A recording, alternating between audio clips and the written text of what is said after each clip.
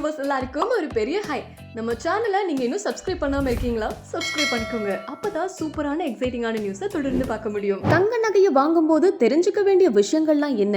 நகையை வாங்குறப்ப நம்ம என்னெல்லாம் கவனிக்கணும்? தங்க நகையோட விலையை குறைச்சு வாங்க என்னெல்லாம் பண்ணலாம் அப்படின்றத நம்ம இந்த வீடியோல பார்க்கலாம். நகையை நான் அழகுக்காக தான் வாங்குறேன் அப்படின்றவங்க தவிர நகையை நான் அழகுக்காகவும் வாங்குறேன், தேவைப்பட்டா அதை விற்கவும் செய்வேன் அப்படின்றவங்க கவனிக்க வேண்டிய முக்கியமான 2 விஷயங்கள் இருக்குது. அதுல முதலாவதா, நகை வாங்கும்போது அந்த நகையில எனாமல் இருக்குதா, கல் வச்சதா, அரக்கு வச்சதா அப்படிங்கறத பார்க்கணும். அப்படி இருந்தது அப்படின்னா அந்த நகையை நம்ம வாங்கக்கூடாது. ஏன் அப்படின்னா மொத்தமா அந்த நகையோட எடை எவ்வளவோ அதனுடைய விலை தான் நம்ம கொடுப்போம் அந்த கல்லோட சேர்த்து. ஆனா அதை நம்ம விற்கும் போது அந்த கல்லோ அரக்கு வச்சதோ எனாமல் இருந்ததுன்னா அதெல்லாம் எடுத்துட்டு வெறும் தங்கத்துக்கான விலை மட்டும் தான் நமக்கு கொடுப்பாங்க. அதனால வாங்கின விலையில இருந்து நிச்சயமா நமக்கு ரொம்ப குறைவான விலை தான் கிடைக்கும். அதனால நம்ம அதை பண்ணக்கூடாது. ரெண்டாவதா, நகை வாங்கும்போது அதுல 916 இருக்கா அப்படிங்கறத பார்க்கணும். ஏன் அப்படின்னா 916 இருந்தது அப்படின்னா அந்த நகையை நம்ம விற்கும் போது அன்னைக்கு என்ன மார்க்கெட் ரேட்டோ அதுல எடுத்துக்குவாங்க. இல்ல 750 இருக்குது, 875 தான் இருக்கு, இல்ல அதுக்கும் கம்மியா இருக்கு அப்படின்னா குவாலிட்டி கம்மியாக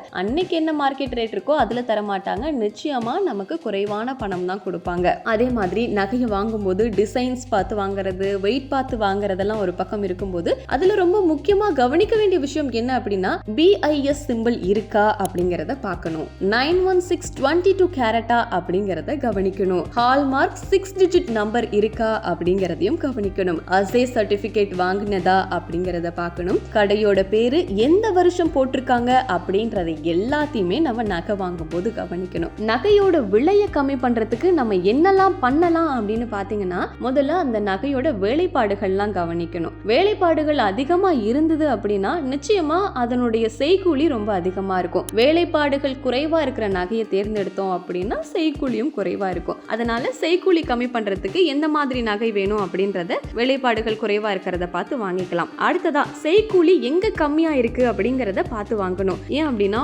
ஒவ்வொரு கடைக்குமே செய்கூலி மாறுபடும். இது பிக்சட் ஆனது கிடையாது. அப்படிங்கறதுனால 4 கடை ஏறி இறங்கி பார்க்கலாம். அடுத்ததா, எல்லா கடைகள்லயுமே 11 month ஸ்கீம் அப்படின்னு இருக்குது. அப்படி நம்ம போடும்போது அதுல செய்கூலி இல்லாம தருவாங்க. அப்படி இல்ல அப்படின்னா கம்மியான விலைக்கு தருவாங்க. அதனால இதையும் பார்த்து வாங்கலாம். அதுக்கு அடுத்ததா பில் செக் பண்றது ரொம்ப முக்கியமான விஷயம். பில்லுல ரேட்டு, GST, மேக்கிங் சார்ஜ் அப்படின்னு ஒண்ணு போடுவாங்க. அந்த மேக்கிங் சார்ஜை நம்மளால கம்மி பண்ண முடியும், மத்ததெல்லாம் நம்ம மாத்த முடியாது. ஆனா அந்த மேக்கிங் சார்ஜை கடைக்காரங்க கிட்ட சொல்லி கம்மி பண்ணலாம். அவங்களும் கம்மி பண்றதுக்கான வாய்ப்புகள் இருக்கு. அதனால இந்த விஷயங்கள்லாம் நம்ம பார்த்து வாங்கணும் அப்படின்னா நிச்சயமா நம்ம குறைவான விலையில தங்கத்தை வாங்கலாம். இந்த வீடியோ உங்களுக்கு பயனுள்ளதா இருக்கும்னு நம்புறேன். இதே மாதிரி பயனுள்ள தகவல்களை தெரிஞ்சுக்கணும்னா மியா வாய்ஸ் சேனலை சப்ஸ்கிரைப் பண்ணிக்கோங்க. இதே மாதிரி அடுத்த ஒரு இன்ட்ரெஸ்டிங்கான தகவலோட மீட் பண்றேன்.